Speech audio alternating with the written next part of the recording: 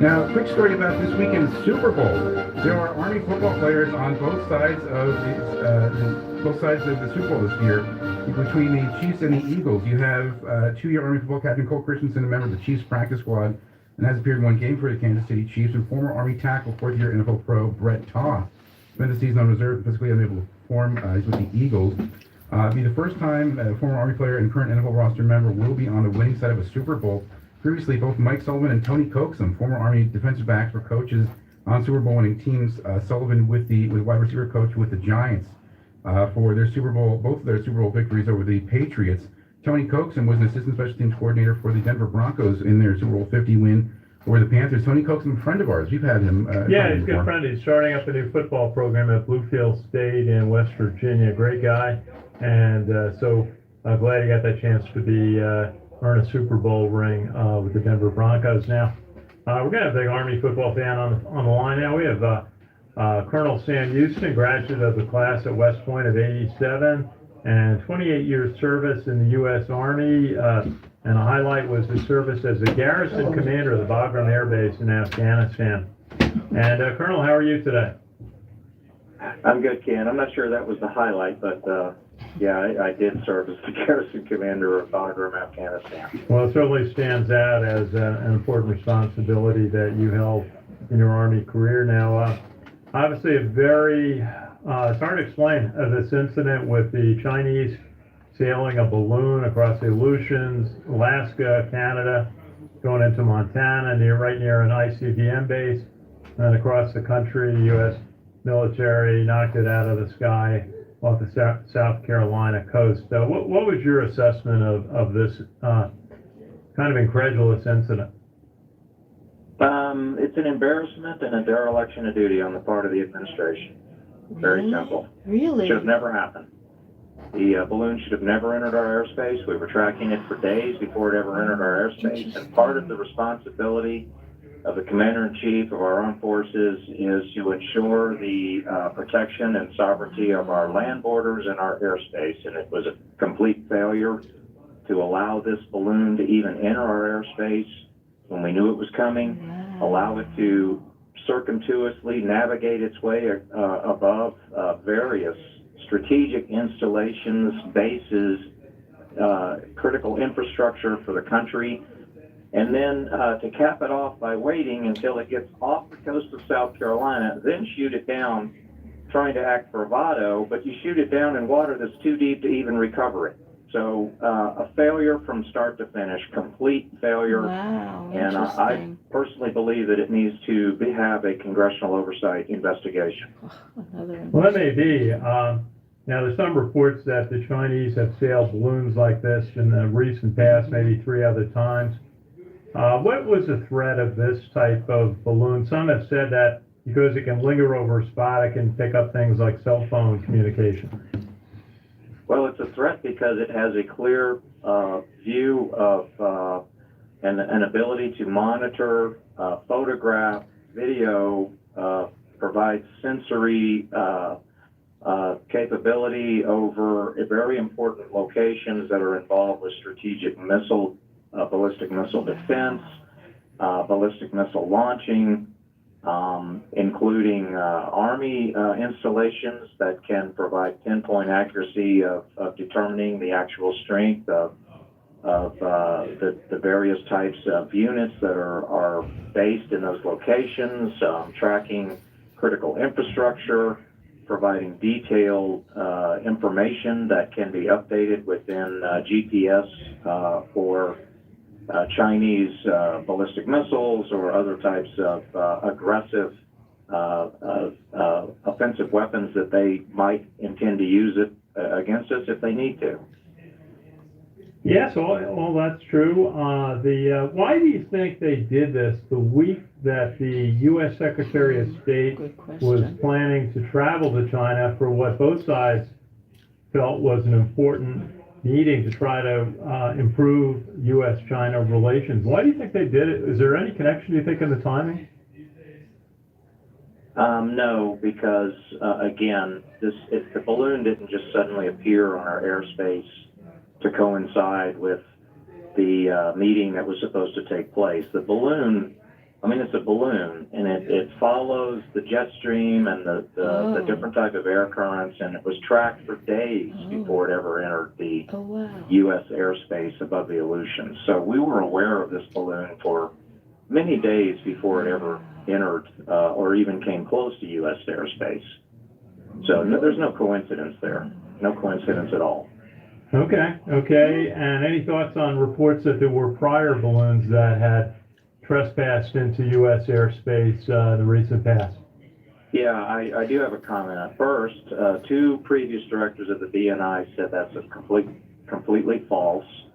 And then just a little while ago, I saw an article that states that General Mattis claims that he was aware of it when he was SecDef, but he failed to inform President Trump because he felt that President Trump was too provocative. And I've got news for you. If that in fact is true, that's treason. And that would most certainly need to be investigated to determine if that is a true statement, because it is not the part of unelected officials that serve on the cabinet of the president to determine what information they give the president and what they don't. Yeah, but they knew he was like nuts out of control. Let's hope that story is not true for General Mattis. But if it is, that's terrible. Absolutely terrible. Yeah, you see, because the president gets a briefing book every day on what's going on in the world, any threat look at them. that's being posed, any maneuvers of troops or military of other countries. What did you think of the move that was announced last week by Secretary of State Lloyd Austin to set up small, you might call them micro bases in the Philippines? Philippines did not want another large U.S. base there like they had at Subic Bay. But the United States military wanted to forward deploy logistics, equipment, and I guess some number of personnel. What did you think about that move? Well, I mean, I think that's a good move. I don't think we ever should have removed military installations from the Philippines in the first place, because the South China Sea it's a vast area, and China is the near-peer ally that dominates that region. China's growth and military power and strength, and the way they challenge the authority of not only other nations in the region but also United States authority, is growing unchecked, and therefore it's time for us to have a military presence in the Philippines again. So, good move. Okay. And just as we talked last week with Lieutenant General Guy Swan about the movement of U.S. Abrams tanks to Ukraine, and those that may be provided by Germany and other allied NATO countries, do you think they're going to make a difference? And do you have a thought about the Russians, reports of the Russians preparing for what may be a spring offensive? Yeah. Personally, I'm totally against the transfer of tanks to Ukraine. This isn't Lend-Lease. I think and some people who are in your listening audience are not going to agree with me on this, but that's okay. But I'm going to tell you straight up. Aid to Ukraine needs to stop immediately, and Congressional Accounting Office needs to provide the American people a 100% inventory of where our tax dollars have been going into that country. If the Biden administration was serious about checking Russia, they would not have reversed the Trump policy on the Nord Stream pipeline, which was an enabler to Russia to dominate Western Europe. And even at this point, they have taken no action to stop the Nord Stream pipeline from occurring. And what we have as a result is that Russia is allowed to use its power in the region unchecked economically. And now European nations are waking up, and they're trying to fight a proxy war in Ukraine. And now that we're sending weapons and transferring weapons, basically we are providing a provocation to the Russians that, what's going to come next? U.S. military personnel serving as advisors, which turns into U.S. military personnel actually fighting?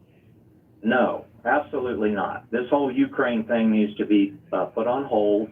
And as far as a Russian offensive, I think it's more rhetoric than anything else. The Russians did not have the intention of capturing all of Ukraine. They had the intention of capturing the eastern provinces and Moldova. And for the most part, they've achieved their objectives. So their real aim is to hold on to what they've captured. And but this thing will go on indefinitely if it's allowed to, and it's costing us a fortune that is not being accounted for. And full transparency is the right of the American taxpayer. We deserve to know where this money is going. And no, Abrams tanks should not be sent to Ukraine, period. Okay, that's the view of Colonel Sam Houston, our friend, West Point 87. Sam, we're going to give you a chance, as Jack was saying, two West Point alumni on the rosters of both the Chiefs and the Eagles, and Cole Christensen maybe has a chance to get in the game. What are your thoughts on those guys and the game? Yeah, I think it's awesome. It really does create a lot of pride for the Monken era. Both of these players played for Monken. They were both standout players.